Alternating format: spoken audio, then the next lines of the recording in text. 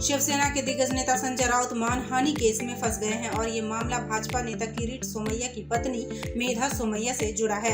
अब सवाल ये उठता है कि आखिर संजय राउत किस केस में फंस गए हैं। तो बता दें कि ये पूरा मामला ये है कि संजय राउत ने कुछ समय पहले एक बड़ा आरोप लगाया था। उन्होंने कहा था कि सोमैया दंपत्ति ने शौचालय बनाने के लिए मिले पैसे का गलत इस्तेमाल किया है। उनका कहना था कि इस घोटाले में 100 करोड़ रुपए की हेराफेरी हुई है। राउत के इस आरोप को सुनकर मेधा सोमैया बहुत नाराज हुई। उन्होंने सोचा कि संजय राउत ने उनकी और उनके पति की इज्जत को ठेस पहुंचाई है, इसलिए उन्होंने कोर्ट में संजय राउत के खिलाफ मानहानि का केस दायर कर दिया।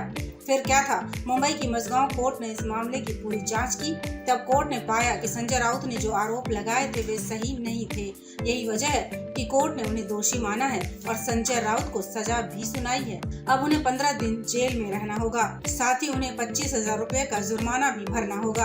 गौरतलब है कि ये फैसला आईपीसी की धारा 500 के तहत दिया गया है। जहां तक मेधा सोमैया की बात है तो उन्होंने कोर्ट में अपनी बात रखी। उन्होंने कहा कि संजय राउत के आरोप बिल्कुल झूठे थे।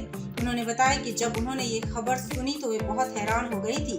मेधा ने कहा कि संजय राउत ने उनकी और उनके पति की छवि खराब करने की कोशिश की। उन्होंने मीडिया के सामने ऐसी बातें कही जो उनकी इज्जत को नुकसान पहुंचा सकती थी।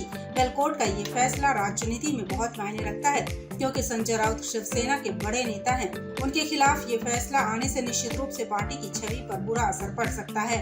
वहीं दूसरी ओर भाजपा इस फैसले को अपनी जीत मान सकती है।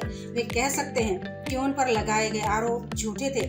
इससे दोनों पार्टियों के बीच तनाव बढ़ सकता है। अब सवाल ये है कि आगे क्या। तो संजय राउत के पास अभी भी विकल्प है। वे इस फैसले के खिलाफ ऊपरी कोर्ट में अपील कर सकते हैं। अगर वे ऐसा करते हैं तो ये मामला और लंबा चल सकता है। इस बीच अन्य राजनीतिक दल भी इस मुद्दे पर अपनी राय दे सकते हैं। तो ये देखना दिलचस्प होगा कि अलग अलग पार्टियां इस फैसले पर क्या कुछ कहती हैं। वैसे आपका इस पर क्या कहना है, हमें कमेंट कर जरूर बताएं।